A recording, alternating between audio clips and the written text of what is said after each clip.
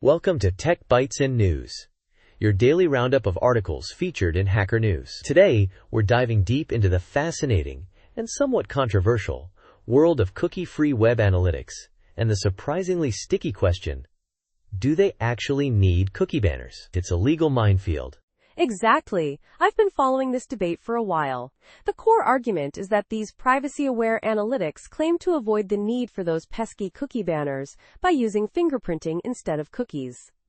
But is that legally sound? That's the million-dollar question, isn't it? The article we're discussing meticulously breaks down the legal arguments surrounding the e-privacy directive and GDPR. It's not just about morality. It's about compliance. The author, a non-lawyer, bravely tackles the complexities of EU law. Right, the technical side is relatively straightforward. Traditional analytics use cookies to track users across sessions. Cookie-free analytics, on the other hand, use fingerprinting, generating a unique identifier based on user agent and IP address. Clever, but legally dubious, it seems. Precisely.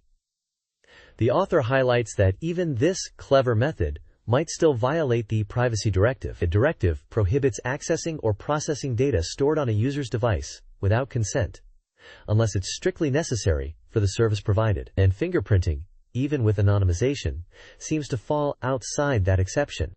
Interesting. So even though the data is anonymized, the very act of accessing the user agent and IP address information already stored on the user's device requires consent, according to the author's interpretation of the EDPB guidelines. Yeah, that's the crux of it. The author points out that the EDPB considers the act of sending JavaScript that instructs the browser to send back information as accessing that information. It doesn't matter if you hash it afterward. The initial access is the problem. It's a pretty strict interpretation. But wait, what about companies like Plausible and Fathom? They explicitly state that their cookie-free analytics don't require banners. Aren't they contradicting this analysis? That's a great point. The author acknowledges this and mentions Plausible's response to his inquiry. Essentially, trust our legal team. However, the author also points out that even Plausible's later, more detailed blog post doesn't fully address the EDPB's interpretation of accessing data. It's a bit of a stalemate, really. So it boils down to differing interpretations of the law and the lack of a definitive court ruling. Until then, it's a gamble for website owners. A risky gamble. Exactly.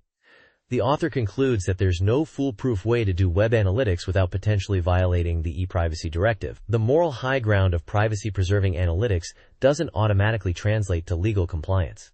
It's a frustrating situation. It highlights the tension between technological innovation and existing legal frameworks.